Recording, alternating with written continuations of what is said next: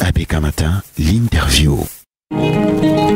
Bonjour Guy de Valère Bessaley, bienvenue dans la ville de Douala. Bonjour Madame Chitak, bonjour à vos milliers d'auditeurs. Ravi d'être parmi vous. Le plaisir est partagé, Guy de Valère Bessaley. Ils sont nombreux, hein, vous l'avez déjà expliqué, c'est vrai. Nos auditeurs qui souhaiteraient comprendre pourquoi vous avez choisi de vous faire appeler Guide plutôt que président du parti Jouvence. Comme je l'ai toujours expliqué, je n'ai pas vocation, je n'ai pas une ambition présidentielle, donc je suis pas arrivé en politique pour être un président de la République. Oui. Je suis arrivé en politique pour essayer d'aider ma génération, les jeunes, les plus jeunes, à trouver leur chemin et à comprendre qu'en fait la politique est ce qui nous amène à tout.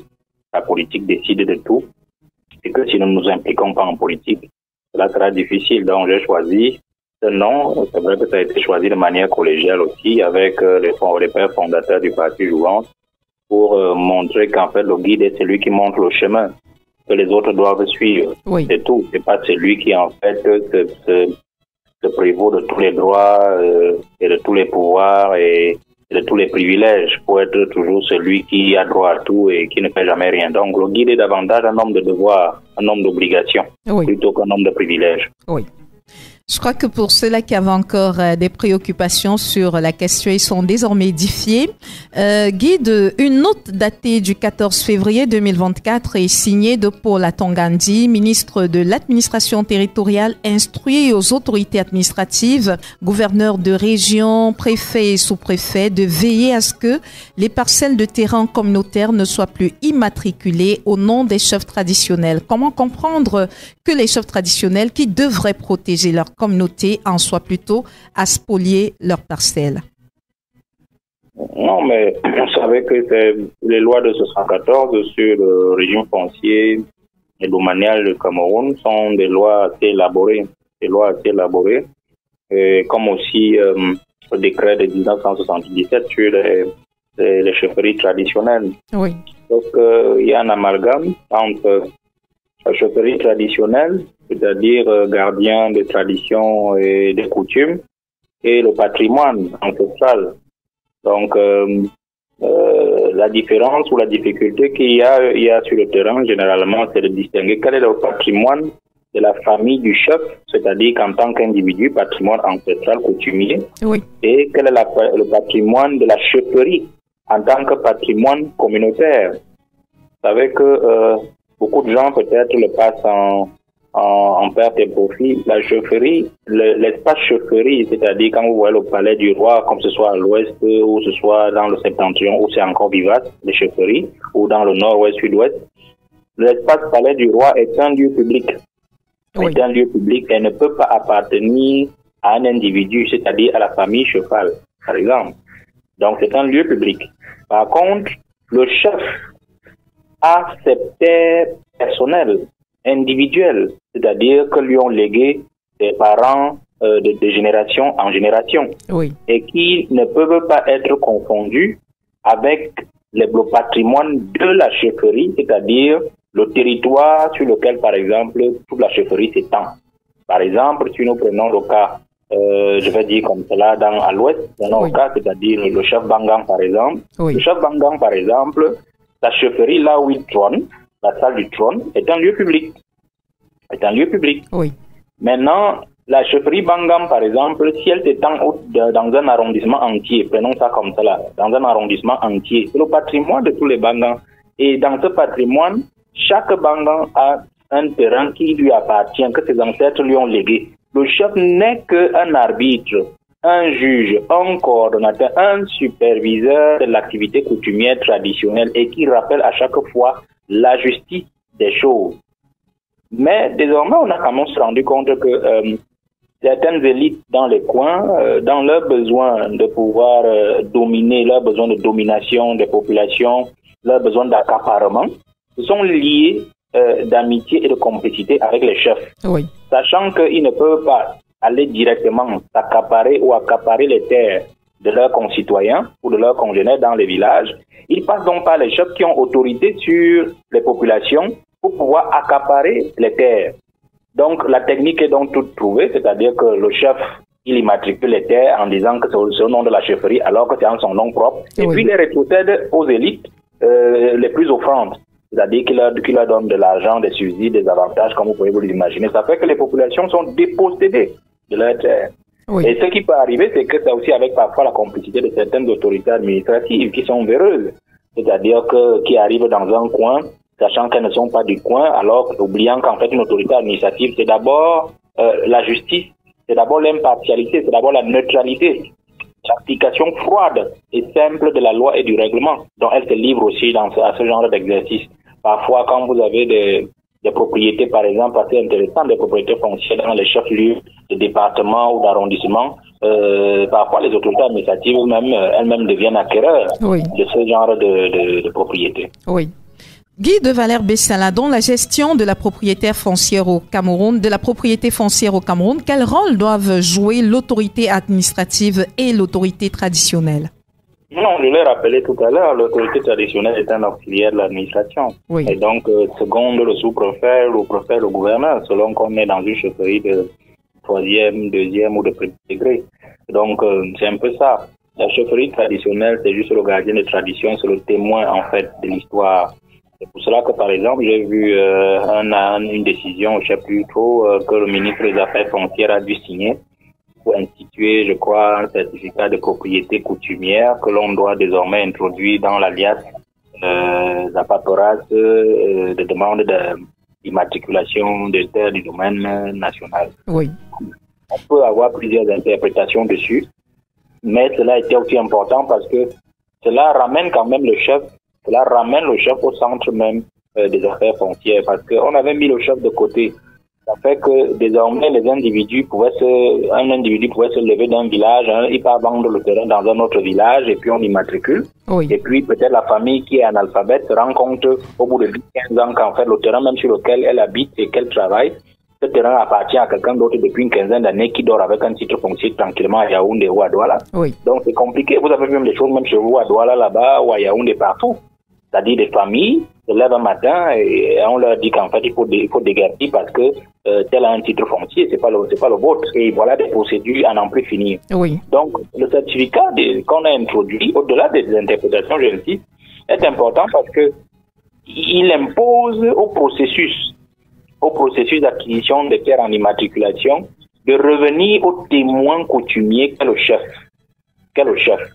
C'est pour cela aussi que le décret de 1977, même si on a beau le contester jusqu'à un certain moment, je trouve toujours qu'il a été assez honnête. C'est-à-dire que la chefferie traditionnelle est une chefferie qui est dynastique. C'est-à-dire que c'est dans une même famille. Oui. Et c'est dans une même famille, peut-être les gens voient cela peut-être comme une autocratie ou une dictature. Non. C'est justement parce qu'une même famille, c'est davantage pour un équilibre. C'est aussi pour un passage simple de témoin. C'est-à-dire le père, quand il donne à son fils, il lui dit voilà, telle famille, il initie, les notables sont là. Oui. On sait que telle famille, leur terrain va de tel endroit à tel endroit, ils sont limitrophes avec telle famille, ils sont dans le voisin de telle famille, ainsi de suite. Oui. De père en fils. Tel là n'est pas d'ici. Bon, c'est vrai. Mais on lui avait donné son terrain. Il y a 10 ans. Il a déjà acheté, donc personne ne doit le déranger. Quand il devient chef, si maintenant il veut immatriculer son terrain, le chef qui est là est témoin. Il sait, il peut raconter l'histoire à la commission et de dire effectivement que ce monsieur-ci, c'est son terrain. Ce monsieur, ce n'est pas son terrain. Cette famille, c'est leur terrain. Cette famille, ce n'est pas leur terrain. Donc, c'est important. Donc, le chef, en fait, il doit être ramené au cœur de la question foncière. Bon, maintenant, il y a aussi des dérapages quand même parce que les mentalités évoluent, la société évolue, l'éducation aussi se dilue. Les chefs d'hier ne sont pas les chefs d'aujourd'hui. Vous savez, les jeunes comprennent maintenant, parfois, il a fait des classes ailleurs, il est un peu hybride du cerveau, il vient de l'Occident, ou bien il a vécu en ville tout le temps, oui. Il ne connaît pas vraiment le village, et puis un jour on l'attrape, on lui dit, bon, c'est toi le chef, ça devient compliqué. Donc, il ne sera pas forcément un chef comme celui qui a vraiment vécu en plein cœur des traditions, qui a toujours vécu au village avec des villageois, qui connaît l'esprit du village, qui connaît l'esprit du coin. Bon, il y a ces dérapages-là, mais je crois qu'on peut les rattraper d'une manière ou d'une autre. Mais le plus important pour moi, au-delà de ramener le chef dans la question frontière, je crois qu'il est important pour le gouvernement de procéder à une réforme foncière au Cameroun. Parce que figurez-vous, madame, je ne sais pas quel âge vous avez, les textes de 74, par exemple, ne vous permettront jamais d'acquérir un terrain en immatriculation directe. Oui. C'est-à-dire que les lois de 74 sont claires. Pour demander une immatriculation, il faut être né avant 74 et justifier d'une mise en valeur. Donc vous imaginez que nous de notre génération qui sommes nés après 74, pour qu'on ait un titre foncier, il faut absolument qu'on parte prendre par exemple la carte nationale d'une personne qui est née peut-être en 1960. Oui. Alors on introduit et on dit s'il y a un plantain ou une banane plantain sur le terrain, un avocatier, c'est la personne là. Et quand le dossier est déjà entré dans le pipe, le sous-préfet descendait de sa commission, on a validé que c'est la personne qui est née en 60. Nous, on vient simplement changer l'identité et on met notre nom pour avancer. Vous voyez, c'est comme ça que ça fonctionne. Oui. Donc, soit vous ne pouvez pas acquérir un terrain du domaine national, c'est-à-dire un terrain qui n'a jusqu'ici pas fait l'objet d'immatriculation. Les seuls terrains que vous acquérir, et moi aussi dans notre génération, c'est les terrains qui ont déjà été matriculés, c'est-à-dire vous venez racheter un terrain que quelqu'un avait déjà matriculé. Vous comprenez que même si votre père vous a laissé, sauf si votre père ou votre mère vous ont laissé un terrain, des terres, vous devez justifier encore d'une propriété coutumière que le chef doit attester, et vous devez apporter par exemple un certificat d'hérédité qui montre que vous êtes la fille de votre père qui justement avait mis en valeur ce terrain-là avant 74, puisque lui il était né avant 74. Ouais, c'est compliqué. Oui. Donc il y a une réforme foncière fondamentale à opérer pour éviter ce genre de dérapage. Sans maintenant compter aussi les problèmes avec le domaine privé de l'État que les mairies s'accaparent avec les maires particulièrement, c'est-à-dire les mairies ont un domaine foncier, mais que les maires, dont les maires font généralement une propriété privée. Il y a le domaine privé donc des mairies, des communes, il y a le domaine privé même de l'État.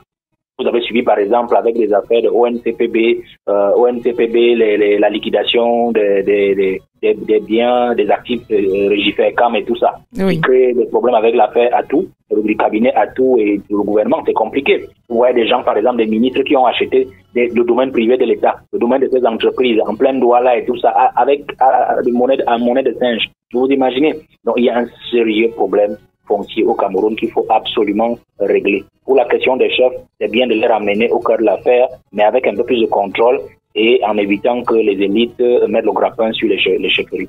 Guy de Valère Bessala, certains particuliers s'offrent à eux seuls, vous l'avez dit dans votre développement de tout à l'heure, dans les villages par exemple, des milliers d'hectares de parcelles de terrain sans toutefois tenir compte des générations futures. Est-ce qu'il est prévu par la loi de ne pas excéder une certaine superficie lors de l'achat d'une parcelle de terrain selon qu'on est un particulier ou une entreprise?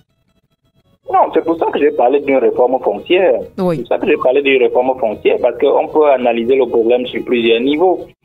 C'est-à-dire qu'au niveau d'abord des familles, on ne peut pas comprendre que vous êtes une mère de famille, vous êtes déjà presque à la fin de votre vie, et puis vous avez des enfants qui vadrouillent, et vous décidez par exemple de liquider tout votre patrimoine foncier, parce que, comme on dit souvent, vous voulez vivre. Vous n'avez pas pu vivre de votre vie et tout ça. Bon, ça devient compliqué. C'est pour ça que vous voyez, par exemple, les enfants, quand vous avez vendu les terres à un individu, et il reste que le parent est déjà parti, ils viennent créer les problèmes à l'acheteur. Oui. Celui qui s'implante. Ça devient très compliqué parce qu'ils disent en fait que leur père n'a pas pensé à eux. Généralement, ces problèmes sont réglés en justice parce que les juges aussi tiennent compte de cela. C'est-à-dire que vous êtes un parent, vous avez le devoir de laisser un héritage à vos enfants, au moins pour la justice et la paix sociale. Parce que vous imaginez des problèmes comme ça dans les quartiers, les familles, ça finit toujours en queue de poisson. Donc ça, c'est le premier niveau. Le deuxième niveau, c'est que il y a un niveau d'acquisition. Normalement, les textes de 74 prévoient qu'on ne peut pas immatriculer plus de 49 hectares. Oui. Plus de 49 hectares de terrain. Au-delà de 49 hectares, on doit avoir une autorisation de la présidence de la République. Mais vous allez donc vous rendre compte que les gens arrivent, par exemple, dans des contrées très lointaines. Comme ils savent que la limite est 49 hectares, ils vont, par exemple, segmenter les acquisitions en plusieurs 49 hectares. Donc, vous allez voir un individu qui va vous prendre, par exemple, immatriculer près de 1000 hectares. Oui. Et délimiter ou disséquer en plusieurs 49 hectares, juste parce qu'ils savent que l'autorisation de la présidence de la République est une autorisation difficile. C'est-à-dire compliqué. Donc, ce que vous allez justifier. Or, la loi aussi est parfois claire, c'est-à-dire que comme il y a des jongleries, la loi avait prévu, par exemple, qu'un individu ne peut pas être lui-même son propre voisin de terrain. C'est-à-dire que vous ne pouvez pas immatriculer une parcelle de terrain de 1000 mètres carrés X.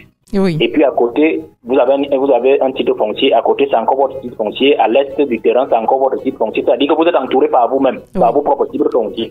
Donc il y a des modalités qui ont été prévues pour contrôler ça. Mais sur le terrain, avec la prévarication, la corruption et tout ça, ça devient très compliqué. Vous allez voir des situations aberrantes comme celle-là. Il y a des possibilités d'acquérir plusieurs terres. Là, c'est le cas, par exemple, des concessions. Les concessions, c'est des cas où vraiment l'État a prévu qu'il y a des entreprises qui, pour créer des emplois et le développement, ont besoin des terres. Par exemple, on a vu l'affaire avec Neo Industry. Tout à fait. Neo Industry, mais qui avait avorté, je crois, il y a 3 ou 4 ans, en bas. C'est-à-dire qu'ils veulent faire du chocolat et ils se disent, bon, il nous faut beaucoup de terres pour cultiver du cacao. L'État peut vous concéder des terres. Là, c'est des concessions.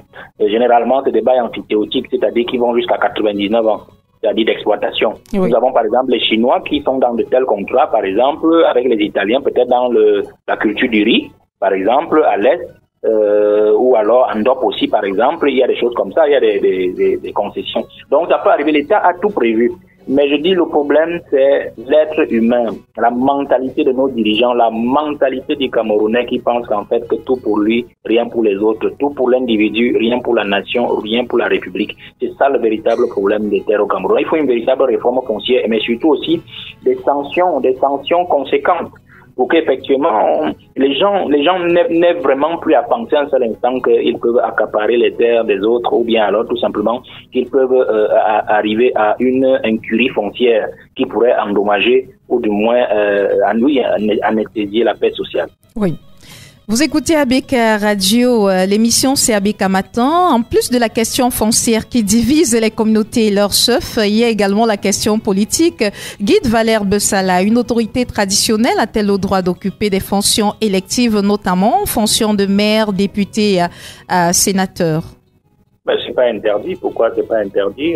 Dans le décret de 77, c'est pas interdit. La preuve, c'est que les autorités, les chefs traditionnels sont des électeurs dans le cadre le suffrage indirect, c'est-à-dire des conseils régionaux. Oui. Vous le savez au moins. Donc, oui. Donc c'est pas interdit. La loi ne leur interdit pas. Les élections présidentielles se préparent déjà dans différents états-majors avec d'un côté les adeptes de la transition et de l'autre les partisans de la coalition. Au-delà de la question de savoir si le parti Jouvence a été consulté par l'Alliance patriotique, l'Alliance politique pour le changement, APC, ou l'Alliance pour la transition politique, ATP, quelle posture adopte le parti Jouvence face à ces deux approches que sont la transition ou la coalition? Non, nous, le parti Jouvence adopte une posture de prudence. Je dois dire que pour APC, nous, on n'a pas été consulté par APC, mais j'ai été invité comme guide de parti Jouvence au congrès, je crois que c'est comme ça que ça s'appelait, du MRC des 9 et 10 décembre 2023 dernier. Oui. Et j'ai assisté là moi-même en direct à la déclaration de l'honorable Nietzsche, oui, de la création de l'APC et pas de leur désir, pas de leur volonté, mais de leur décision de faire du président du MRC le candidat unique et incontesté de APC. Donc moi, je respecte cette logique, vous savez, c'est pas quand les gens décident de faire leur affaire, ils ont analysé, ils ont complètement fait le tour de la question. Donc, oui, ils ont le pour et le contre. Moi, je ne peux pas juger les gens sur des choses qu'eux-mêmes ils ont décidé. Libre à moi maintenant, avec ma petite formation, d'adhérer ou de ne pas adhérer. Donc, j'ai pas vraiment grand-chose à dire dessus. Je vais pas dire là-dessus. L'essentiel pour nous, c'est que si c'est une logique qui doit porter en 2025, on va la respecter. C'est tout. C'est tout. Maintenant, quitte à contester le caractère dictatorial ou autocratique, comme j'entends les autres dire que non, pourquoi s'autoproclamer président de fait ou de droit, d'une logique, de coalition, ainsi de suite. Bon, moi, je n'entre pas dans ce débat. Oui. L'essentiel pour nous, pour le parti Jouvence, c'est que l'opposition soit unie, que l'opposition se mette en rang serré. Maintenant, les différentes approches d'alliance ou de coalition ou de mise en commun des efforts, c'est là où tout peut être discuté. Mais Machiavel le disait, c'est la fin qui justifie les moyens. Donc, si l'approche APC porte des fruits, on va applaudir, on sera tous contents, on va s'aligner. Moi, je n'ai pas à les juger autrement. Mais pour ce qui concerne le parti Jouvence, nous sommes plutôt davantage favorables à la construction d'une union d'abord de l'opposition avant de penser une quelconque action ou une quelconque mise en commun des moyens pour pouvoir atteindre le pouvoir. Oui. C'est pour cela que le cas de ATP, c'est un cas atypique. Je n'aime pas parler de ce sujet parce que c'est un sujet qui m'embarrasse un tout petit peu. Vous m'avez demandé s'il était consulté. Bon, le promoteur de ce mouvement ATP, il m'a approché et on a eu un débat franc, à coudées franches. Moi, je lui ai dit ce que je pensais, puisque vous savez que ATP n'est pas un projet en lui-même. Oui. ATP n'est pas un projet en lui-même. Nous sommes au travail depuis 2 années. Je crois que si vous suivez bien mes actualités et mes prises de parole, je parle toujours d'un mouvement d'opposition unie et solidaire Opus. Oui. Et nous sommes dans une logique Opus, opposition unie, c'est-à-dire d'unir d'abord l'opposition avant de penser la mise en commun des moyens de manière solidaire pour atteindre ce que nous souhaitons tous, c'est-à-dire le changement. Oui. Et ce changement, nous le convertissons dans l'élément alternative politique. Je n'ai pas dit alternant, j'ai dit alternative politique, c'est-à-dire le changement profond, la reconstruction, la mise à plat des institutions et leur reconstruction dans le modèle que veut le Camerounais. C'est ça l'alternative politique. Nous travaillons depuis 2 années, madame, depuis 2 années. En juillet, ça va faire 2 ans. Oui. Parce que depuis juillet 2022. Et nos premières assises ont été chez l'aîné, le président Assigana. Comment on appelle ça, l'Institut catholique à Yaoundé, là-bas, à Yéné, où on avait justement le professeur Bilé, on avait le professeur Dr Jokam Tchameni, on avait le président Simon, qui a hérité justement de UPA, de Hubert Kamga. On avait d'autres leaders et d'autres qui étaient même aussi en Europe et qui intervenaient par, je sais pas moi, par les réseaux. Donc, on a décidé de nous mettre au travail pour créer. On a commencé dans le travail sur l'opus. Le travail m'a été confié justement d'élaborer toute la théorie et la pratique de cette affaire-là. Et j'ai élaboré l'opus. Oui. Il y avait même le président, il y avait même Jamen était là aussi. Oui. J'ai élaboré l'opus, j'ai élaboré la théorie sur l'alternative politique. On a élaboré une charte d'union et de solidarité de l'opposition. Parce qu'en fait, la logique de base était celle-ci. On ne peut pas se retrouver dans l'opposition en disant que nous voulons ensemble une même chose sans être d'abord nous-mêmes une force. Tout à fait. C'est pour ça que le nom s'appelle opposition unie, j'insiste sur unie, donc union d'abord des forces et solidaire et de solidarité de l'opposition. C'est-à-dire la solidarité, c'est dans l'action. Alors j'étais surpris en janvier, j'abrège l'histoire, que le promoteur de cette affaire de ATP ait extirpé un élément du projet Opus. Il a commencé à courir avec partout dans les réseaux sociaux. On fait une photo avec une personne, on affiche et tout ça, ça a commencé à créer tout ce que ça crée. Donc ça fait que nous autres, on a pris du recul. On s'est dit, bon d'accord, il a ses raisons à lui de faire ce qu'il fait. Et peut-être que demain nous dira davantage. Donc dans la logique où nous sommes, j'ai été consulté par lui. Moi je lui ai dit mes vérités. Je lui ai dit, je ne peux pas comprendre que vous ayez fait ça à un mouvement qui a commencé et qui s'est bâti en silence et de manière progressive et comment dire, assez élémentaire pour tout le peuple camerounais et l'opposition. Donc je ne comprends pas vos raisons. Moi je ne peux pas m'aligner dans cette affaire de ATP. Parce que ATP c'est quoi? Quand vous dites Alliance pour une transition, la transition c'est quoi? La transition est un élément du projet alternative politique que nous bâtissions dans l'opus, dans le cadre du projet de l'opposition unie et solidaire. Et la théorie de la transition c'est quoi? C'est la théorie de la transition, c'est la théorie des accidents politiques. C'est-à-dire qu'il ne peut avoir de transition que s'il y a eu un accident politique. C'est-à-dire que les institutions ont été prises de court par un événement qui n'était pas prévu. Tout à fait. Prenons par exemple l'élection présidentielle. Le président de la République n'arrive pas en 2025. C'est-à-dire au moment avant 2025, il disparaît. On ne le souhaite pas. C'est un accident politique. Oui. Il y a eu coup d'État. C'est un accident politique, par exemple. Oui. Ou bien le président de la République arrive aux élections, convoque le corps électoral et il dit « je ne me représente pas ». C'est un accident politique. Oui. Vous comprenez? Oui. Je peux citer d'autres accidents. Et donc on se dit, on ne peut pas faire un projet politique sur un accident politique. Comment des gens peuvent se lever? Quelqu'un peut prendre un projet qui était dans un sous-projet, qui était dans un grand projet sérieux, pour en faire un projet et courir avec. Ça veut dire qu'il y a d'autres intentions. Moi, je lui ai dit non, je ne peux pas marcher comme ça. Et puis, la logique de transition dans laquelle je vois certains aînés entrer, moi j'ai compris aussi une chose, parce qu'ils disent en fait que OTS, on a trop supporté. Moi, je leur ai dit, si vous êtes entré dans l'opposition, et que vous êtes fatigué de vous opposer, prenez la carte du parti au pouvoir. C'est aussi simple ça. On a trop supporté, veut dire quoi? Personne ne vous retient dans l'opposition. Mais ne restez pas dans l'opposition pour annihiler, pour diluer les efforts de ceux qui continuent à cravacher, de ceux qui continuent à batailler contre ce régime. On a trop supporté. Quand vous amenez une affaire comme ATP, est-ce que vous vous rendez compte du désordre et de ce que vous êtes en train de faire? C'est pour ça que je dis encore, madame, moi j'ai beaucoup de respect, j'ai davantage de respect pour l'approche du MRC et du FCC. C'est-à-dire que c'est des gens qui ils ont quand même un minimum d'honnêteté, même si l'approche nous paraît un peu, un peu échevelée, mais nous la respectons. C'est-à-dire, c'est des gens qui vous disent, nous on a créé notre alliance qui s'appelle APC, et dans notre alliance, c'est M. Kamto qui est notre candidat. Oui. Donc, quand vous venez, vous savez déjà où vous allez, vous savez déjà qui sera le patron de l'affaire. Oui. Mais le point, c'est qu'ils vous disent que nous sommes tous pour le changement. Donc, c'est une approche qui me paraît plus honnête. Mais quand les gens se lèvent, ils prennent un projet ils prennent un élément d'un projet dans lequel ils étaient et commencent à courir avec. Bon, là même encore, il n'y a pas de problème. Mais le problème, c'est que vous commencez à vous courir avec une affaire qui donne vraiment l'impression que vous n'êtes pas là pour le changement, vous êtes là pour vous-même. Je crois que c'est le même leader, le même promoteur de cette approche ATP qui, vous vous souvenez, vous, madame, en septembre dernier, avait sorti un gouvernement de transition. Tout à fait. Vous vous souvenez où il distribuait les postes à gauche et à droite. Je crois que le professeur Maurice Kamto était une chose comme ministre d'État, ou je sais pas moi. Oui. Il mettait des gens secrétaires d'État, il distribuait les postes partout. Ouais, vous ne comprenez pas. Est-ce qu'on est dans une position de positionnement? Ce temps-là est révolu. Les aînés ne veulent pas comprendre que il faut absolument que le peuple n'est plus dupe. Le peuple comprend déjà beaucoup de choses. Le temps où il jonglait le peuple dans les années 90, 2004, 2011, c'est terminé. Le peuple sait déjà qui peut s'opposer et qui ne peut pas s'opposer. La moindre des choses, c'est que les gens aient au minimum d'honnêteté. Donc moi, je lui ai dit, il vaut mieux qu'ils prennent la carte du parti au pouvoir. Et en plus, vous ne pouvez pas créer une logique ATP.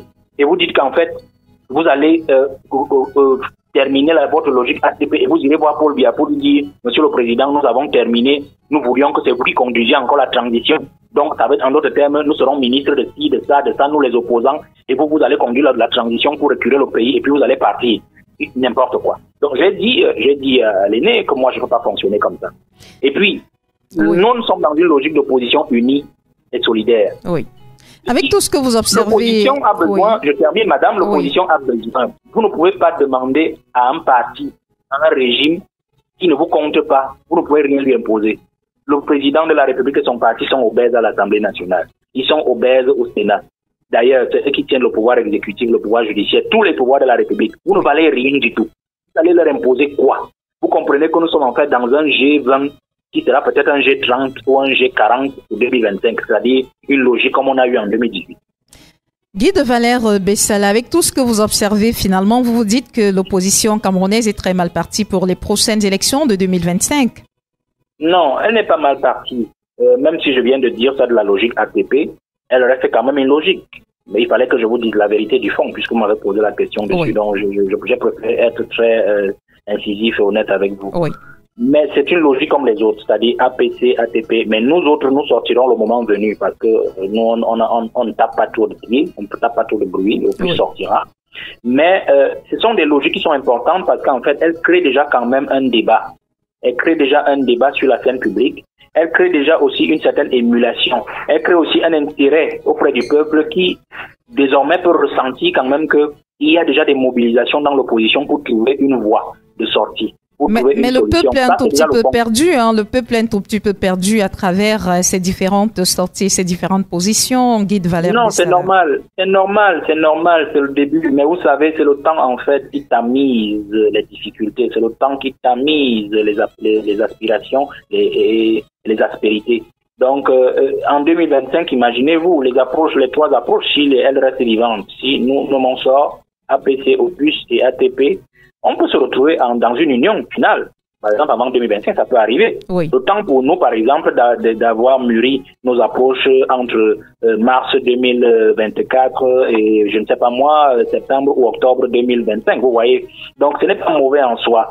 Ça crée déjà quand même un effet ça crée déjà un effet émulation, ça crée déjà quand même aussi un effet intérêt auprès du peuple. C'est ça déjà le plus important. Mais je crois que les uns et les autres, au fur et à mesure que les trois approches vont se déclarer et vont évoluer, les uns et les autres comprendront le mieux, même les acteurs à l'intérieur, parce que je me fais le pari que même ceux qui se trouvent dans l'une ou l'autre approche ne savent pas encore vraiment clairement si ces approches-là peuvent les amener quelque part, si ces approches-là peuvent amener à une réussite particulière ou à l'atteinte des objectifs globaux que nous poursuivons. Donc, au fur et à mesure qu'on va évoluer, que le temps passera et que le débat se fera de plus en plus rude et de plus en plus incisif, certainement que les uns et les autres auront une meilleure visibilité. Il faut aussi savoir que tout dépendra aussi en 2025 de la qualité des candidats. Vous savez, vous pouvez avoir un candidat ATP, vous pouvez avoir un candidat Opus, un candidat APC. Comment dire, APC. Oui. Et on se rend compte en fait que ce n'est pas des candidats qui tiennent la route.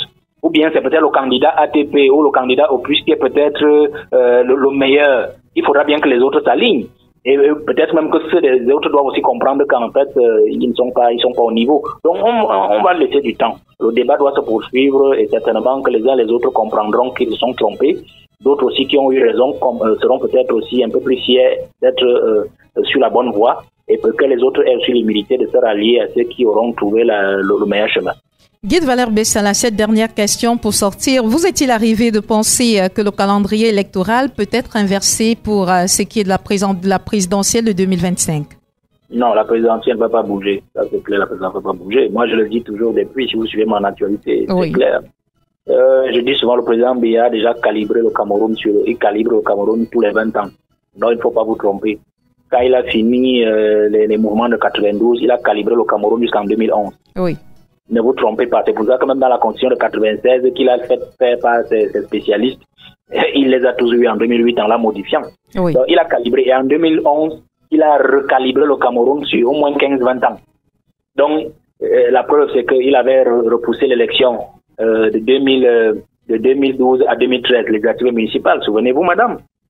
Si les élections législatives et municipales devaient avoir lieu en 2012, il les a repoussées en 2013. Oui. En 2019, elles devaient avoir lieu en 2019. Il les a repoussées en 2020. Souvenez-vous. Oui. Souvenez-vous.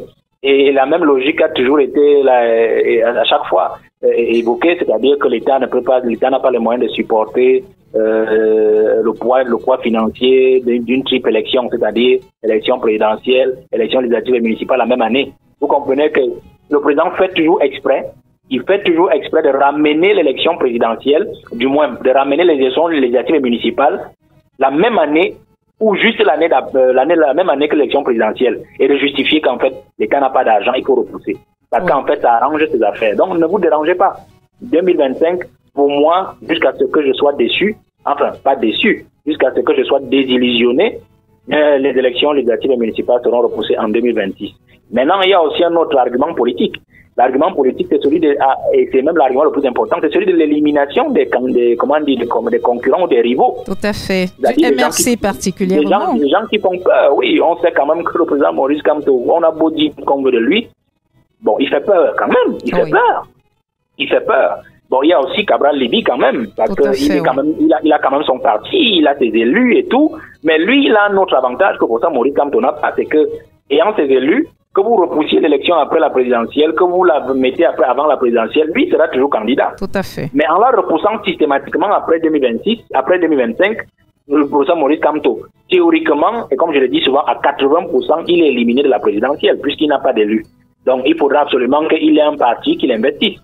Donc, j'entends des débats dessus. Je sais que les constitutionnalistes sont déjà entrés dans la logique de est-ce qu'un député peut se sortir de son parti et aller dans un autre parti avec son élection et faire de ce parti un titulaire? Non, vraiment, c'est un autre débat, mais je crois qu'il sera évacué devant le Conseil constitutionnel. On va éliminer ce genre d'argument. Oui. Donc, pour Cabral Libye, il y a le véritable problème. C'est pour ça que vous voyez, par exemple, la scission qu'on a engagée dans son parti. Tout à fait. Où l'État a décidé de lui enlever son parti. Parce qu'avec si Maurice Kamto c'est déjà glacé pour 2025, on va juste s'arranger à ce qu'aucun autre parti qui a des candidats, du moins des élus, ne lui donne l'investiture. Mais pour Cabral Libye, il n'a besoin de personne. Il n'a besoin que de son appareil pour aller à n'importe quelle élection, à n'importe quel moment. Vous comprenez? Oui. Donc, c'est pour cela qu'ils ont trouvé la faille, c'est d'aller reprendre son parti à travers celui qu'on appelle le père fondateur. Robert Kona. Donc, ça fait que ça crée problème. Donc, et on voit qu'on va lui appliquer sensiblement la logique UPC qu'on a appliquée en 2018. C'est-à-dire créer un faux jeton qui viendra revendiquer aussi la tête du parti, vous amener en justice et puis disqualifier toutes vos listes aux élections et ouvrir un boulevard politique à ses amis, à leurs amis du gouvernement dans les régions ou les circonscriptions qui leur étaient hostiles. Oui. Guy de Valère Bessala, ils sont très nombreux, nos auditeurs qui sont très fiers de vos différents passages sur nos antennes. Vous en avez un, Emmanuel Fotso, qui vous adresse 1000 bravos. Il dit que vos explications sont très claires sur les différentes coalitions qui nous sont proposées. Il pense surtout que vous êtes très honnête et pragmatique dans votre argumentaire. Et c'est avec son mot gentil à votre endroit que nous allons mettre un terme à cet entretien de ce matin, Guy de Valère Bessala. Bonjour à Monsieur Fotso et merci beaucoup sur les mots gentils et aux autres aussi qui ont réagi. Je vous dis merci. Merci, bonne journée à vous, guide. Je vous en prie, madame, merci beaucoup. Valère Bessala, guide du Parti Jouvence, était l'invité d'Abeka Matin au micro de Sidonie Fikak ce matin. De lundi à vendredi dès 7h. Retrouvez dans le 7-10, 7h-10h. Abeka Matin, premier sur le matin. Les invités consultants de classe exceptionnels.